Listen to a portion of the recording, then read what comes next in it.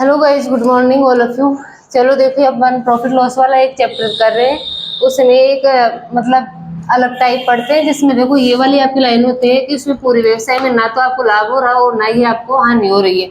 और आपको इसमें क्या दिया होगा, इसमें क्रय मूल्य का योग दिया होगा। दो वस्तुओं के क्रय मूल्य का योग दिया होगा। देखो क्वेश्चन क्या है, एक दुकानदार दो घड़ियों को ₹840 में खरीदता है। पहली घड़ी को 12% के लाभ पर बेचता है और दूसरी घड़ी को 16% की हानि पर बेचता है। यदि पूरे व्यवसाय में उसको न तो लाभ हुआ और न ही हानि हुई, तो दोनों घड़ियों के क्रय मूल्य का अंतर आपको पता करना है। ठीक है, देखो इससे पहले जब आपका एसपी सेम दिया हुआ था और वहां पे आपको दो वस्तुओं का जो क्रय मूल्य का योग दिया हुआ था, तब आप क्या कर रहे थे, यहाँ पे देखो फर्स्ट घड़ी और सेकंड घड़ी। ठीक है, उस कंडीशन में क्या कर रहे थे, यदि 12% का लाभ हो रहा है तो आप क्या कर रहे थे, 100 में से जोड़ के इधर लिख रहे थे, वो इसका सीपी का रेशियो आ रहा था। और इसमें क्या हो रहा था, हानि हो रही थी, 100 में से घटा के इधर लिख रहे थे, वो क्या था, आपका सीपी का रेशियो था।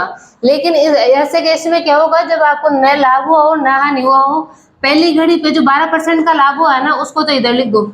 ठीक है, और जो दूसरी घड़ी पे आपको 16% की हानि हुई है, यहाँ पे आपको कोई फर्क नहीं पड़ेगा कि हानि हो रही है लाभ हो रहा है। यदि लाभ हो रहा है तो आप इधर लिख दे, हानि जितने की हो रही है उसको इधर लिख दो। ये आपका क्या हो जाएगा, सीपी का रेशियो हो जाएगा। ठीक है, जब इसको काटोगे तो 4 से 4 बार कटेगा, ये आपका कितनी बार, 3 बार कटेगा। ठीक है, ये आपका क्रय मूल्य का अनुपात आ जाता है। देखो दोनों के क्रय मूल्य को, क्रय मूल्य का जो आपको योग दे रखा है वो दे रखा है 840 रुपए। यहाँ पे दोनों के क्रय मूल्य का योग कितना हो जाएगा, 7 हो जाएगा। और उसने पूछा है अंतर, पूछा है दोनों के क्रय मूल्य का अंतर। अंतर कितना हो जाएगा, 1 हो जाएगा। 4 और 3 में अंतर 1 है, तो 1 आपका क्या आ जाएगा, अंतर आ जाएगा। ठीक है, जब इसको काटोगे 7 2 कितना आ जाएगा, 120 रुपए दोनों के क्रय मूल्य का अंतर आ जाएगा।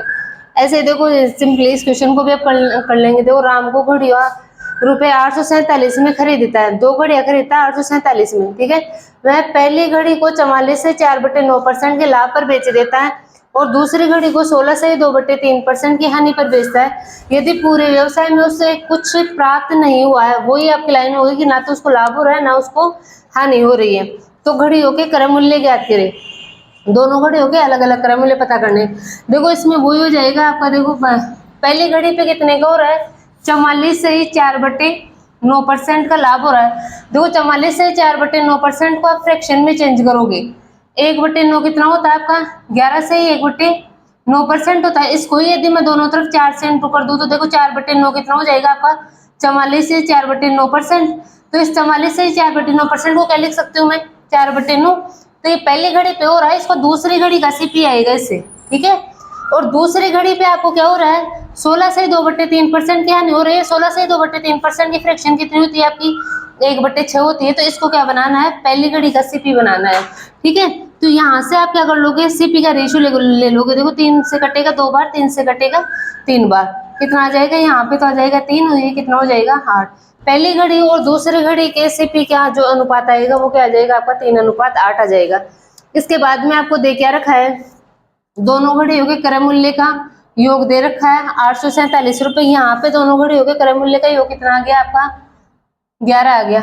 इसके बाद में बोला है दोनों को अलग अलग क्रय मूल्य ज्ञात कीजिए। पहली घड़ी का क्रय मूल्य के लिए आप किससे इंटू करोगे, 3 से इंटू करोगे। 11 से काटोगे, 11 7 77 और 11 7 77, 7 21, हासिल में 2, 7 21 22 23, 231 रुपए तो आपको पहली घड़ी का क्रय मूल्य आ जाएगा। और दूसरी घड़ी के क्रय मूल्य के लिए क्या करोगे, 3 की जगह आप किससे इंटू करोगे, 8 से इंटू करोगे। 77 को जब 8 से इंटू करोगे तो 8 7 56, हासिल 5, 8 7 56 और 5 कितना हो जाएगा आपका 61, 616 रुपए आपका क्या आ जाएगा, सेकंड घड़ी का क्रय मूल्य आ जाएगा।